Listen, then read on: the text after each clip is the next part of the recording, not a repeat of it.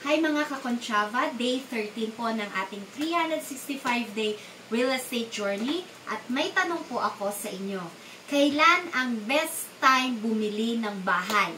Madali po yung sagutin, di ba no? Pag may promo. Pero teka, hindi lang po yan ang dapat mong tinitingnan. Timing po is everything. Lalo na yung malalaking desisyon tulad po nito. Ano po sagot doon? Depende. Wala naman po kasi iisang tamang sagot dahil ang best time to buy a house ay nakabase sa tatlong factors. Market trends, personal readiness, at timing ng mga deals. Pero wag po kayo mag-alala. I-explain po natin isa-isa para po malinaw. Point 1, market trends. Alam nyo po ba na ang real estate market ay para ring palengke? Minsan mataas yung presyo, minsan mababa. Kapag buyer's market, ang ibig sabihin po nun, maraming properties, pero kokonte ang bumibili. Kaya, mas mababa ang presyo. Pero kapag seller's market, mas mataas ang demand, kaya tumataas ang presyo.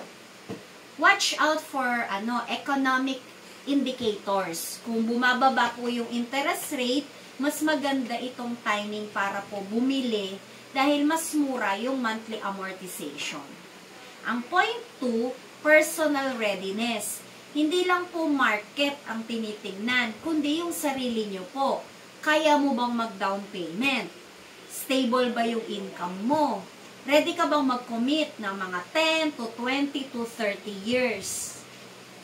Sa totoo lang, kahit gaanong kaganda ang deal, kung hindi ka po financially ready, mapupunta lang po ito sa stress. Kaya, bago po kayo magmadali, i-check nyo po muna yung budget nyo. Kaya po, meron din namang Pag-ibig housing loan na mas magaan po sa bulsa, diba? Point 3, yung timing deals. Alam niyo po ba na maraming pa-promo ang developers during holidays, anniversaries, o kaya po yung mga year-end. Minsan may free na down payment, may mga discount, meron din mga free appliances. Kaya kung naghahanap po kayo ng sulit na deal, keep an eye on those special offers. Pero wag din po magpapadala agad. Siguraduhin ang property ay nasa magandang location at pasok sa long-term goals ninyo. Ano po talaga yung sagot? The best time to buy is when you are ready. Ang bahay ay hindi lang investment. Ito rin ang tahanan na magbibigay sa iyo ng comfort at stability.